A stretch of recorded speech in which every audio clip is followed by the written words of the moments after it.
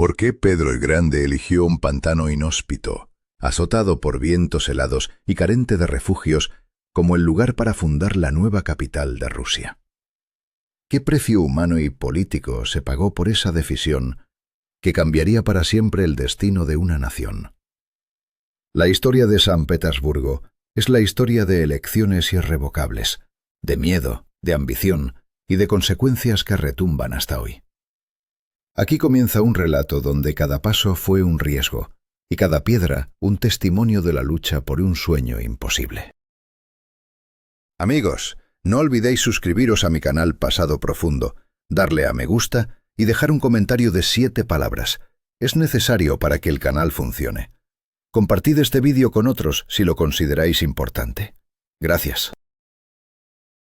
Antes de que emergieran palacios, arsenales y pináculos de catedrales en las orillas del Neva, este territorio no era más que una tierra salvaje, cubierta de bosques y pantanos. La vasta red de brazos del río se deslizaba lentamente, confundida entre juncos y tierras bajas, creando un laberinto natural casi impenetrable. Sin embargo, esta densa naturaleza ocultaba un secreto vital: el agua. El canal esencial que conectaba el lago Ládoga con el mar Báltico. Los primeros habitantes de esta región, los ingrios, conservaban una cultura ancestral ligada a la pesca, la caza y una agricultura rudimentaria. Sus tradiciones, sus templos de madera y sus creencias paganas persistían mucho más que en el resto de la Rus. Esta era una tierra fronteriza, donde se tocaban 2 mundos: el oriental de los novgorodianos y el occidental de los suecos y alemanes, inmersos en las cruzadas del norte, en una lucha constante por el control de rutas comerciales clave. En 1240, un hecho marcó para siempre el nombre de estas tierras: la batalla del Neva, donde Alejandro, coronado luego como Alejandro Nevsky, infligió una derrota decisiva a las fuerzas suecas. Este fue el principio de un equilibrio frágil, una frontera móvil que cambiaba de manos según el pulso de la política y la guerra. Pero con la expansión del Estado de Moscú y las guerras livónicas, la balanza se inclinó de manera dramática. Tras la guerra livónica y el Tratado de Stolbovo en 1617, Rusia perdió para siempre su acceso al mar Báltico, entregando tierras desde el río Izora hasta Karelia a Suecia. Esa pérdida no solo era territorial, sino estratégica. Los suecos construyeron en 1611 la fortaleza de Nyensanz, un baluarte formidable que bloqueaba la salida rusa hacia el mar y cerraba la puerta a la expansión marítima, encerrando a Rusia en su interior. A pesar de este bloqueo férreo, Pedro I tomó una decisión audaz y casi suicida: fundar una ciudad en este terreno inhóspito, desafiando el pantano, el frío cortante y la constante amenaza de la guerra. No fue solo un acto de construcción, sino una declaración de voluntad, una apuesta profunda por transformar a Rusia y abrir una ventana hacia Europa. Cada piedra colocada bajo la lluvia y el estruendo de cañones fue un paso hacia un futuro incierto, custodiado por el riesgo y la incertidumbre más absoluta. Así nació San Petersburgo, una ciudad que emergió del barro y del conflicto, un símbolo de la modernización rusa y su ambición continental. En sus muros de granito aún respiran las historias ocultas, las decisiones fatídicas y el eco de un tiempo donde cada elección era una batalla. La fundación de la ciudad no fue solo un acto geográfico, sino el inicio de un camino irreversible, donde la historia de Rusia cambió para siempre. Si quieres seguir descubriendo las decisiones que moldearon nuestro pasado y las consecuencias que aún reverberan en el presente, suscríbete a Pasado Profundo. Aquí, cada día, desvelamos las historias que el tiempo quiso ocultar, para entender quiénes somos y por qué somos como somos. Cómo una fortaleza aparentemente insignificante podía cambiar el destino de una nación entera. Qué sombras ocultaban las orillas de la Neva antes del amanecer de San Petersburgo. En un rincón estratégico del Báltico, la fortaleza sueca de Nien se levantaba como un muro imponente, defendida por terraplenes y baluartes de madera que parecían desafiar el tiempo y la historia. Pero no era solo un bastión militar. Alrededor suyo floreció un bullicioso asentamiento comercial llamado Nienra, hogar de suecos, finlandeses, alemanes, rusos y hasta letones bálticos. Este crisol de culturas y tensiones humanas era una tensión constante entre la tradición y la ambición, entre el poder y el miedo.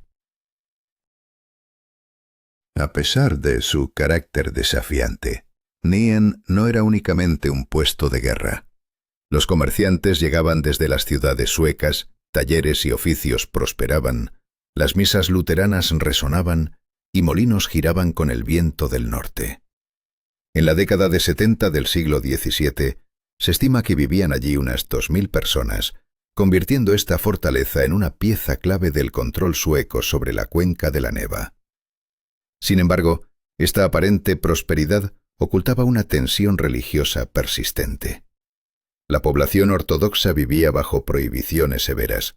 No se permitía construir templos ortodoxos y sus ceremonias se realizaban en secreto, escondidas de la autoridad dominante. ¿Cómo pudo Moscú permitir que semejante flagrante pérdida de acceso al mar quedara impune?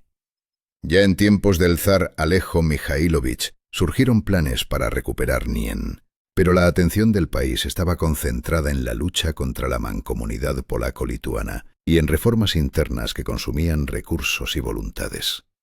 La historia parecía posponer este deseo ardiente hasta que llegó Pedro el Grande, decidido a abrir una ventana a Europa.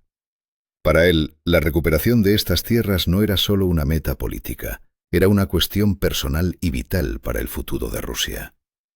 Sin acceso directo al Báltico, Rusia estaba condenada a permanecer aislada, marginada de la moderna tecnología, el comercio marítimo y las alianzas diplomáticas. La existencia misma de la fortaleza sueca en la desembocadura de la Neva se convertía en un desafío intolerable para el zar.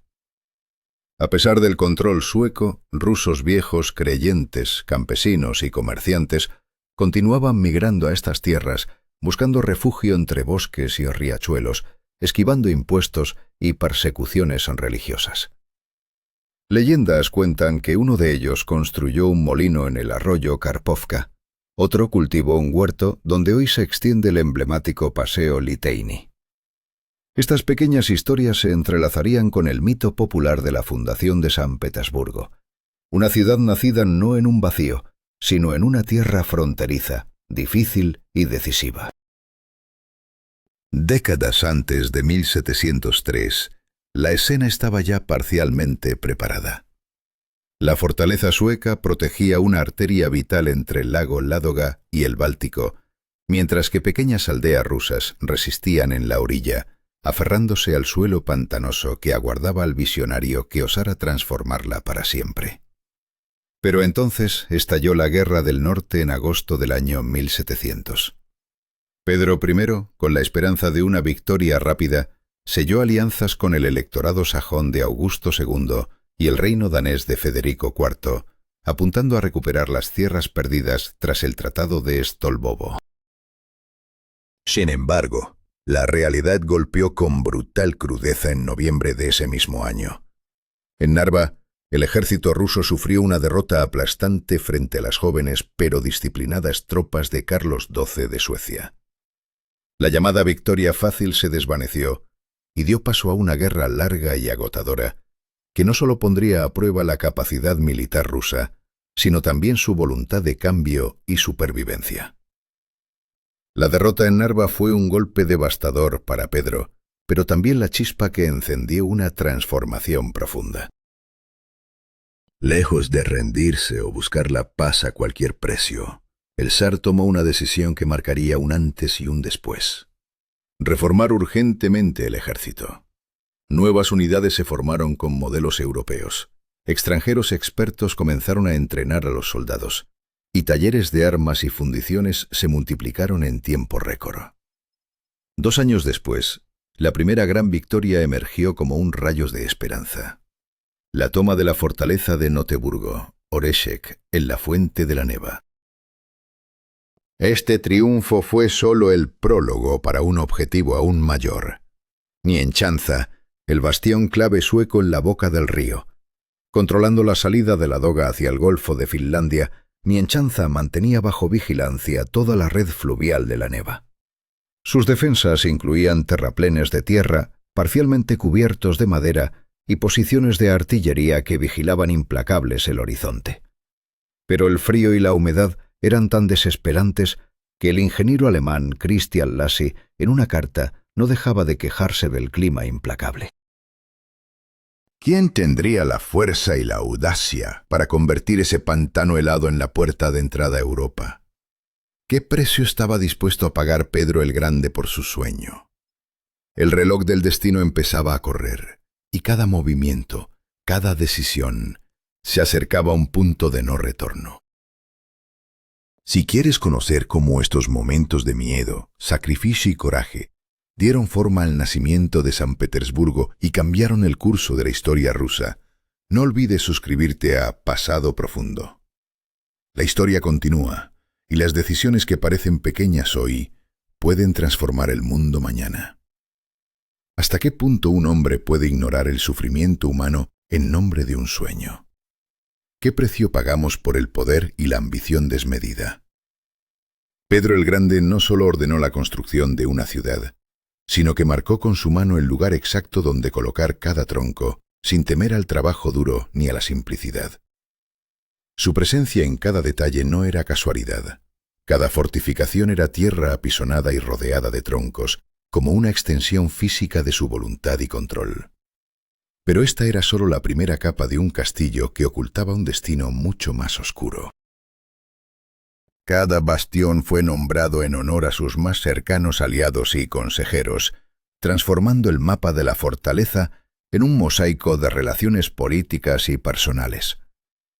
En el corazón de la isla se alzaba la fortaleza principal, un reducto invencible, protegido por casamatas, almacenes y depósitos de armas. Sin embargo, la velocidad de la construcción chocaba con la cruda realidad. Escasez constante de herramientas, materiales y mano de obra.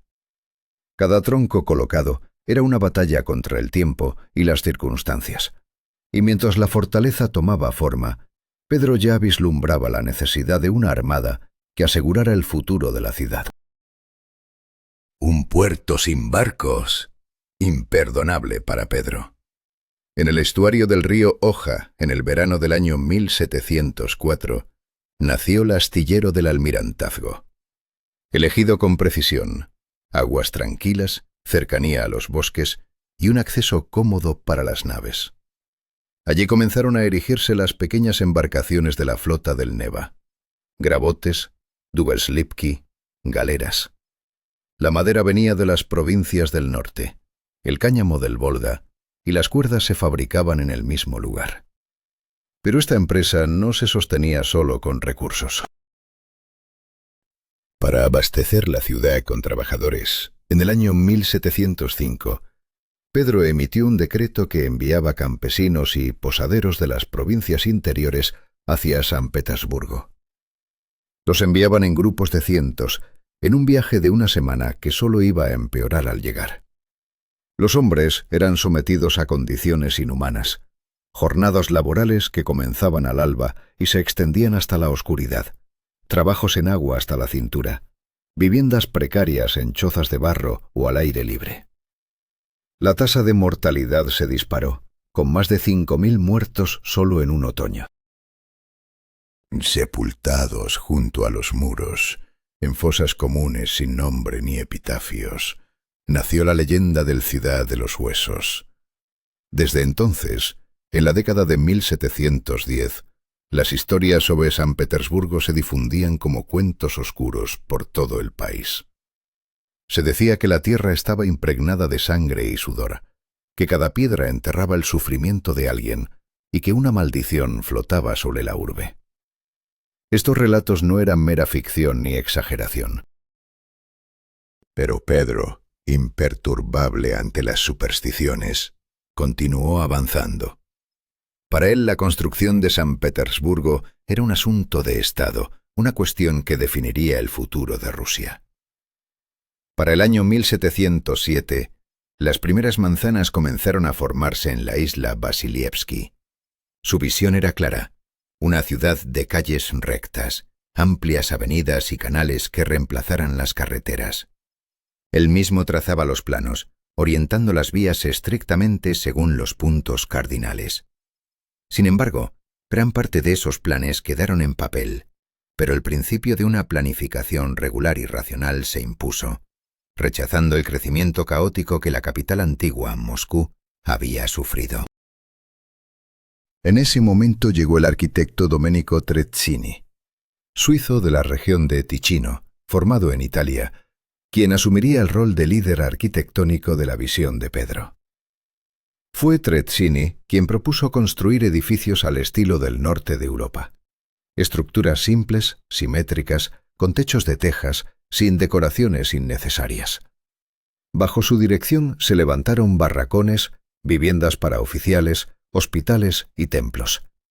También diseñó los primeros muelles, las calles y la planificación integral de las islas.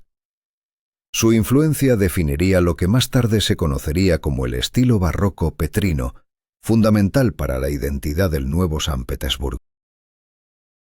Entre las primeras construcciones destacaba la iglesia de madera de Pedro y Pablo, que posteriormente sería reemplazada por una catedral de piedra destinada a convertirse en el emblema y la cumbre arquitectónica de la ciudad. Pedro, además, construyó para sí mismo un modesto palacio de verano a la orilla del río, 2 pisos, grandes ventanas y techo plano, donde pasó el verano del año 1706, combinando la recepción de embajadores extranjeros con la supervisión directa de las obras. El crecimiento de la ciudad fue imparable. Para el año 1710, más de 20.000 personas vivían en San Petersburgo. A lo largo de las riberas del Neva, almacenes, astilleros y talleres artesanales surgían sin pausa. En el centro, la fortaleza de Pedro y Pablo se alzaba como un recordatorio de todo lo que se había sacrificado y de todo lo que estaba en juego. Pero detrás de cada piedra y cada calle se escondían las decisiones fatales, las vidas sacrificadas y el terror que acompañó el nacimiento de esta metrópoli. ¿Valió la pena? ¿Quién pagó el precio último por ese sueño? La historia de San Petersburgo es también la historia de un hombre que no se detuvo ante nada, para quien las leyendas y las almas perdidas eran solo obstáculos en el camino hacia la grandeza. Un relato de ambición, miedo y consecuencias irreversibles que aún resuenan en cada rincón de la ciudad. Si este viaje a través del tiempo te ha atrapado, no olvides suscribirte a Pasado Profundo para seguir descubriendo las historias que moldearon nuestro mundo. ¿Cómo se construye una ciudad sobre la tragedia de miles de vidas perdidas? ¿Quién se responsabiliza por el sacrificio de tantos? En el frío invierno que siguió a la fundación, decenas de miles no sobrevivieron, anónimos, olvidados. Sus cuerpos enterrados en la humedecida tierra, sus nombres nunca escritos en los libros de historia. Fueron ellos, sin quererlo, los cimientos sangrientos sobre los que se erigiría San Petersburgo. ¿Pero qué significa que una ciudad nazca del dolor y la muerte? San Petersburgo no comenzó con esplendor ni mármol, sino con barro, muros de tierra apilados por manos agotadas y cuerpos quebrantados. Era un campo de batalla contra el clima implacable, el hambre y la desesperación. Sin embargo, esta tierra fértil de sufrimiento se transformaría en un símbolo de la voluntad humana y la voluntad imperial. ¿Podía la ambición de Pedro el Grande realmente reconstruir todo un imperio sobre un pantano de cadáveres? Pedro Peso comprendió que la fortaleza de la nueva capital no podía descansar en la madera frágil y perecedera, vulnerable al fuego, la humedad y el paso del tiempo. Esta ciudad debía ser piedra, firme y duradera, un monumento a la nueva Rusia que emergía. En el año de 1714, firmó un decreto que prohibía la construcción en piedra en todo el imperio, excepto en San Petersburgo. Esta decisión no solo aislaba la nueva ciudad, sino que monopolizaba todos los recursos de construcción de la nación. Toda la producción de ladrillos y piedra tallada, antes destinada a Moscú, Pskov o Smolensk, fue desviada hacia la capital. El transporte de estos materiales fuera de los límites de la ciudad estaba estrictamente prohibido, y las penas por incumplimiento podían ser severas, desde la confiscación hasta castigos corporales. La prioridad absoluta del imperio era clara: San Petersburgo debía crecer, sin importar el costo humano ni la resistencia de las estructuras antiguas. Se lanzó una movilización masiva de mano de obra. Artesanos, canteros, carpinteros y albañiles fueron reclutados sin derecho a negarse, extraídos de sus hogares y enviados por los ríos hacia la inhóspita desembocadura del Neva. Viviendo en barracas sin calefacción, durmiendo sobre paja, trabajando desde el amanecer hasta la oscuridad, estos hombres enfrentaban una mortalidad abrumadora. La ciudad sufría, pero también crecía, alimentándose del sacrificio de sus constructores. Mientras tanto, Pedro no solo importaba materiales, sino también ideas y talento europeo. Arquitectos e ingenieros llegaban por invitación directa o recomendación diplomática. Entre ellos, Domenico Tresini, el arquitecto oficial, un visionario que mudaría la faz de San Petersburgo. Él introdujo la planificación urbana regular: calles rectas, manzanas simétricas, plazas organizadas y fachadas uniformes. Su método acercaba la ciudad a un orden casi militar, una estructura pensada para la eficiencia y la estética. Pero, ¿qué costo humano se ocultaba tras esas líneas perfectas? Trezzini propuso el uso de módulos estandarizados, las fachadas modelo, para acelerar la construcción y simplificar el suministro de materiales. No eran solo casas, eran símbolos de la nueva Rusia, alineadas y repetidas en una coreografía de poder y control. Entre sus primeras obras destacaban el Palacio de Velano de Pedro, imponente en estilo barroco septentrional, la Kunstkamera, primer museo científico ruso, y el edificio de las 12 colegios, centro del poder imperial. Sin embargo, este rápido progreso encendía tensiones, pues cada piedra parecía recordar el precio de la sangre y el sufrimiento. Así la ciudad no solo se alzaba en el mapa de Rusia, sino que también transformaba la esencia misma del imperio.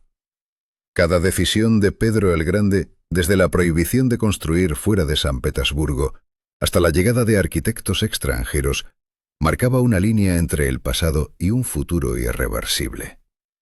En esta batalla constante entre la ambición y el miedo, entre el orden y el caos, nacía una nueva Rusia. Pero ¿qué sombras ocultaban esos muros?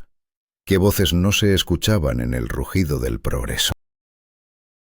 Si esta historia de sacrificio y poder te ha impactado, suscríbete para descubrir más secretos del pasado profundo. Aquí, cada rincón tiene un eco de decisiones que cambiaron el mundo para siempre. ¿Puede una ciudad nueva borrar las huellas de un imperio antiguo?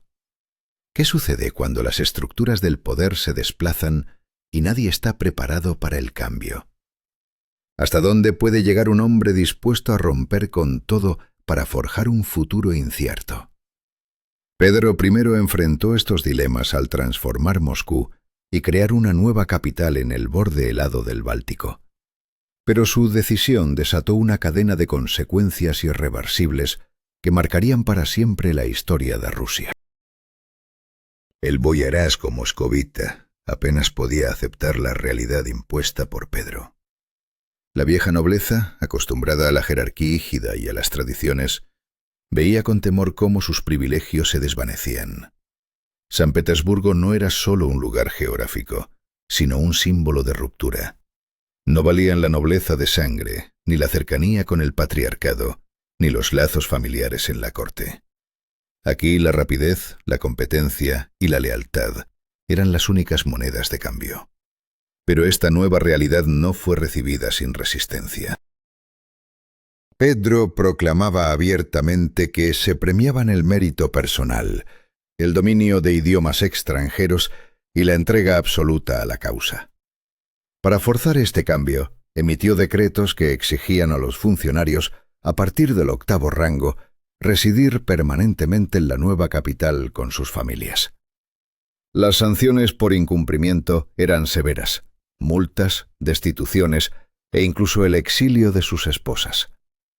Uno de estos decretos, publicado en 1714, no toleraba excusas.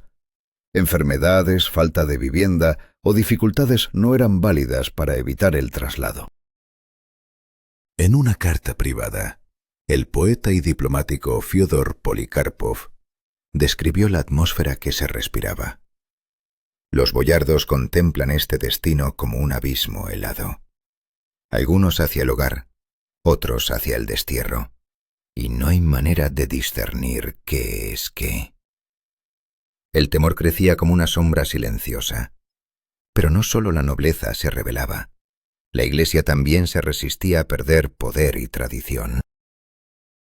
Tras la muerte del patriarca Adrián en el año 1700, el trono patriarcal en Moscú quedó vacío. Pedro no nombró sucesor y en 1721 estableció el Santo Sínodo, un órgano colegiado totalmente subordinado al poder secular. En San Petersburgo, durante años, no hubo ni una sola catedral digna ni una infraestructura eclesiástica capaz de rivalizar con Moscú. Los monasterios, pilares fundamentales de la vida espiritual rusa, escaseaban. Solo en 1721 comenzaron la construcción de la Catedral de San Pedro y San Pablo, símbolo de la nueva verticalidad espiritual. Una iglesia convertida en instrumento de la ideología estatal. El choque era inevitable. Mientras algunos clérigos abrazaban y promovían las reformas, la mayoría veía la nueva ciudad como un entorno ajeno, dominado por ingenieros, oficiales navales, extranjeros y burócratas sin alma. El viejo orden y la espiritualidad tradicional se desangraban frente a un futuro incierto y frío. Sin embargo, a pesar de las tensiones, San Petersburgo se afianzaba implacablemente como el centro del poder. A mediados de la década de los 10 del siglo XVIII, la ciudad ya era la sede del Senado, el núcleo de la reforma administrativa, la residencia del zar y su corte. Allí se firmaban decretos, se elaboraban reglamentos y se reclutaban tripulaciones navales. Las visitas de diplomáticos extranjeros confirmaban que, aunque sin un manifiesto oficial, sin ceremonias fastuosas ni proclamaciones, San Petersburgo se había convertido en la nueva capital del imperio. Pero esta nueva ciudad, viva y llena de actividad, no era más que una criatura cruda, inacabada, moldeándose a base de voluntad y sacrificio. Moscú seguía siendo el corazón cultural, espiritual e histórico, pero el poder político ahora latía en las heladas orillas del Neva. San Petersburgo no solo representaba la capital, sino el símbolo de una época que rompía con el pasado, que exigía sacrificios y decisiones que no admitían vuelta atrás. Sin embargo, la realidad cotidiana era brutal. La joven ciudad descansaba sobre tierras movedizas, y cada primavera, el Neva desbordaba sus aguas, inundando calles y viviendas. Las epidemias, el hambre, el frío y la humedad se convirtieron en enemigos invisibles para los miles que llegaron allí, forzados o voluntarios. La vida en San Petersburgo era una lucha constante, una batalla por sobrevivir en un lugar que parecía condenado. El peor desastre natural hasta entonces ocurrió el 7 de noviembre del año 1721, cuando el nivel del agua subió más de 1 metro, arrasando con todo a su paso. Este evento fue una señal terrible de que la nueva capital, pese a su brillo y promesas, estaba aún lejos de ser un refugio seguro. La historia de San Petersburgo era una historia de riesgos, de decisiones firmes y de consecuencias que moldearían el destino de una nación para siempre. Y ahora, ¿podremos entender alguna vez el precio real de cambiarlo todo? Suscríbete a Pasado Profundo para descubrir los próximos episodios de esta apasionante saga. ¿Cuánto puede soportar una ciudad antes de quebrarse bajo la furia de la naturaleza? ¿Qué decisiones definen el destino de sus habitantes cuando el agua arrasa con todo a su paso? En el verano de 1715, las calles de San Petersburgo quedaron sumergidas bajo 2,5 metros de agua, despojando la ciudad de su estabilidad y esperanza.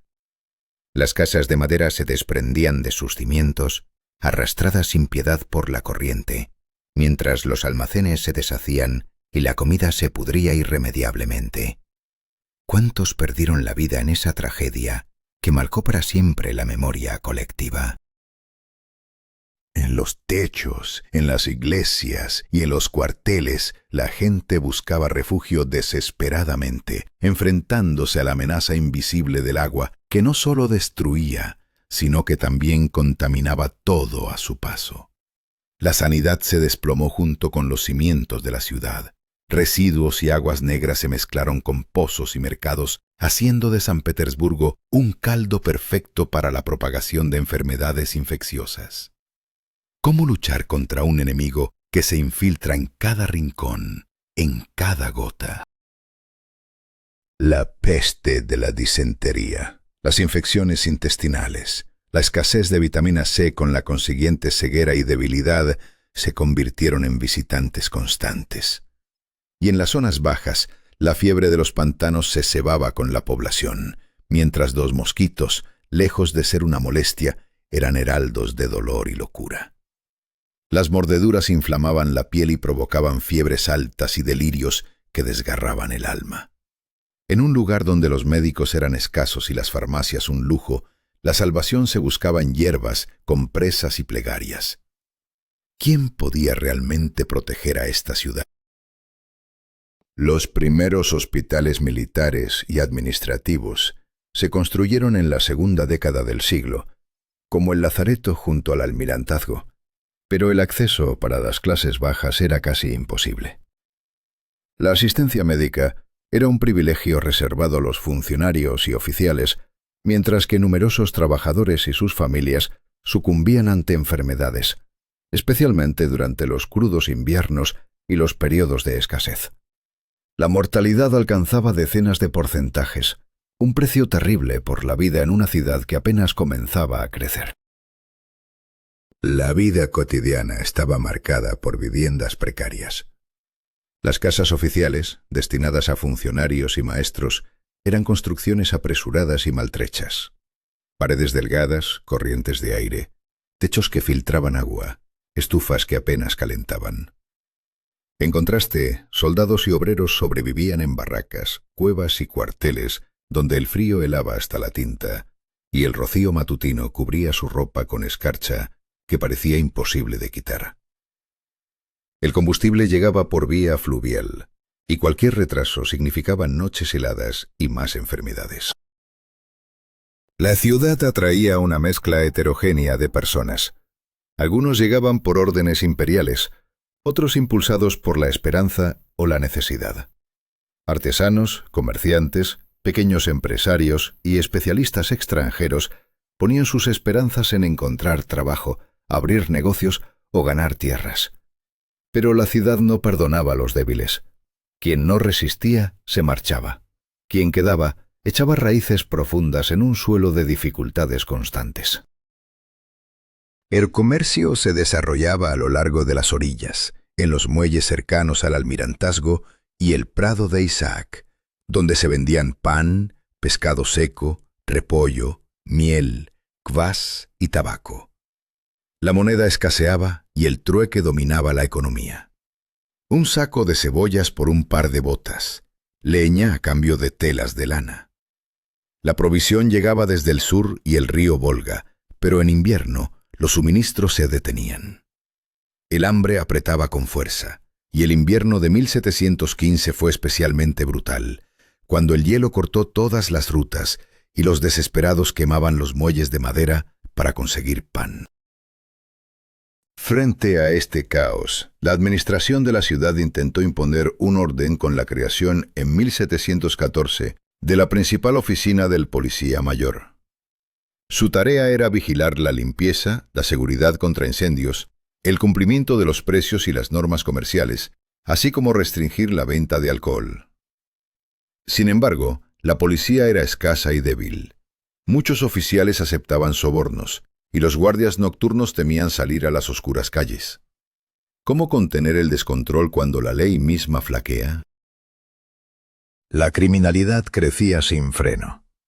En los callejones acechaban ladrones, en el puerto estallaban peleas de borrachos, y en las afueras operaban bandas de asaltantes. Para infundir miedo, las autoridades organizaban castigos públicos, ejecuciones en la Plaza de la Fortaleza o en la Plaza de la Trinidad, espectáculos crueles que atraían a multitudes ansiosas de justicia y terror. ¿Podían estas medidas paliar el caos o solo aumentaban la desesperación? Mientras tanto, la vida religiosa avanzaba lentamente. Los templos eran pocos y la mayoría se construían no por iniciativa popular, sino por mandato oficial. En una ciudad donde cada decisión parecía una elección entre la supervivencia y la pérdida, la fe apenas sostenía la esperanza.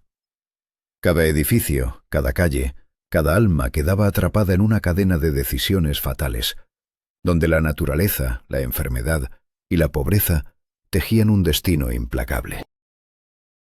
San Petersburgo se alzaba, llena de promesas y peligros, en una lucha constante entre la voluntad humana y las fuerzas implacables que la amenazaban. ¿Qué legado dejaron aquellos días de hambre, miedo y muerte? ¿Qué aprenderemos de las elecciones que definieron el futuro de esta ciudad? Si te ha impresionado esta historia de decisiones irreversibles y destinos entrelazados, suscríbete a Pasado Profundo para descubrir más relatos que desafían el tiempo y la memoria. ¿Qué significa realmente un lugar?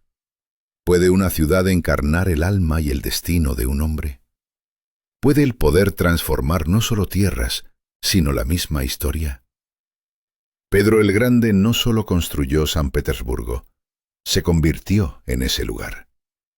Desde el diseño de sus calles orientadas con precisión hasta las ventanas de las barracas, todo estaba planeado para un propósito mayor.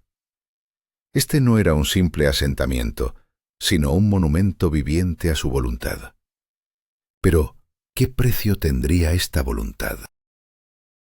Pedro vivía en su ciudad no solo como un habitante, sino como su alma y su ley. Allí recibía embajadores, convocaba reformas, presidía manifestaciones y decisiones que cambiarían para siempre a Rusia. La ciudad era su teatro y su legado, un espacio donde nacía la nueva Rusia, racional, europea, moderna. Pero cuando falleció, un 28 de enero de 1725, se desató una tormenta silenciosa. ¿Sería posible que San Petersburgo sobreviviera a la muerte de su creador? Su muerte fue negada. Imposible de aceptar para muchos. Pedro y San Petersburgo eran uno solo, carne y piedra entrelazadas por la voluntad y el esfuerzo. El mito comenzó entonces. Un hombre que no solo edificó una ciudad, sino que se convirtió en ella. Un mito donde la arquitectura se vuelve biografía, y las calles son extensiones de una mano que moldeó el destino.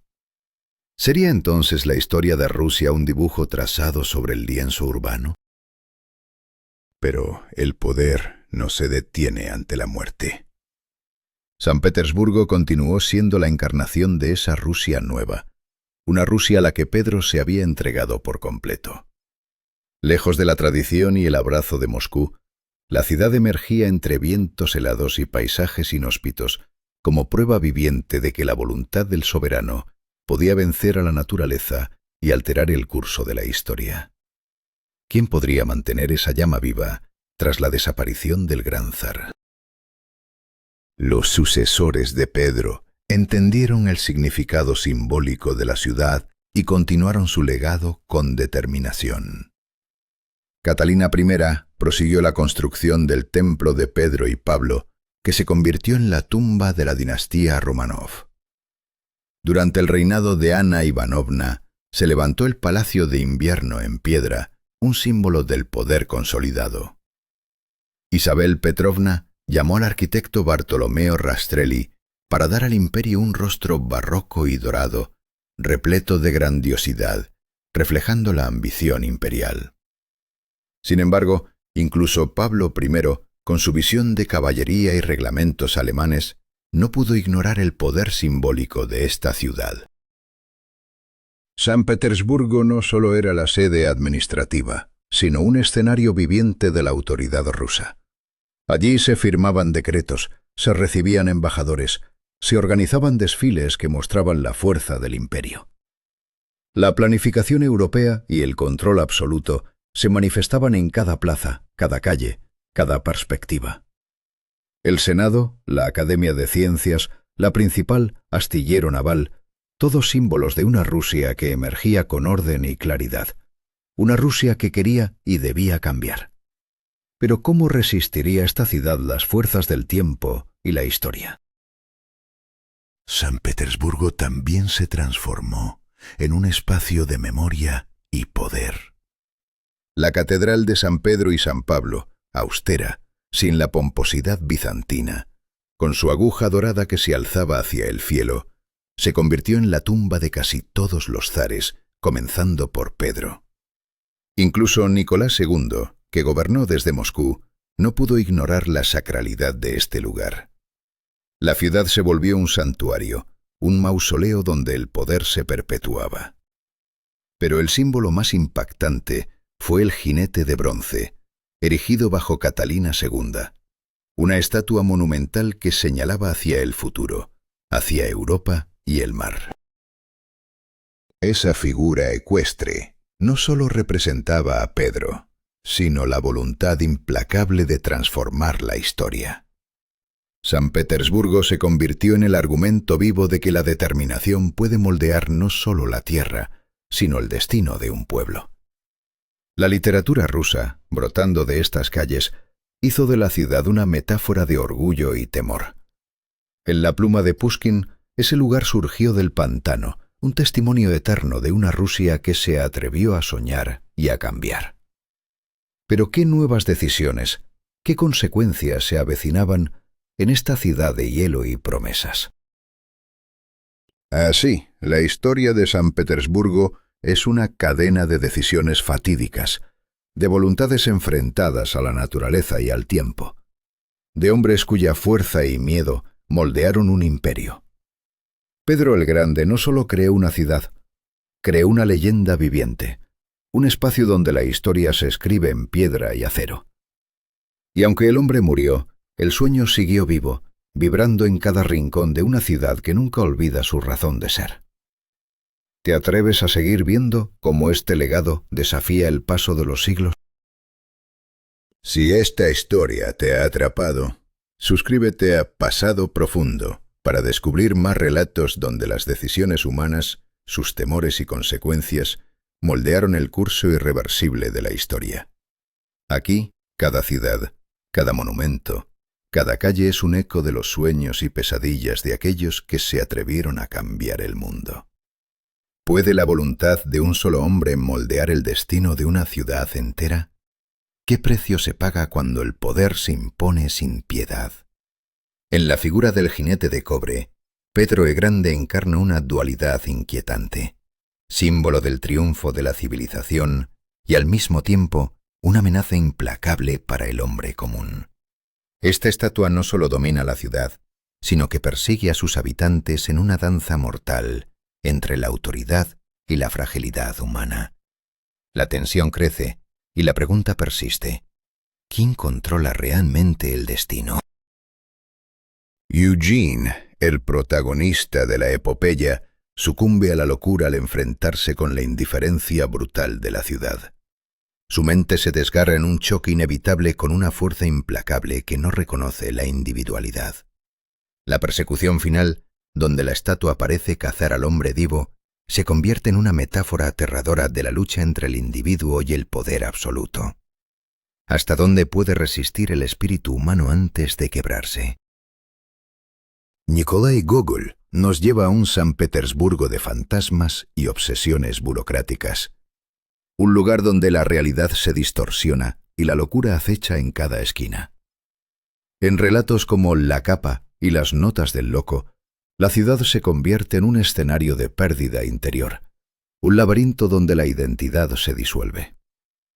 La ciudad no es solo piedra y agua, sino un reflejo oscuro del alma humana.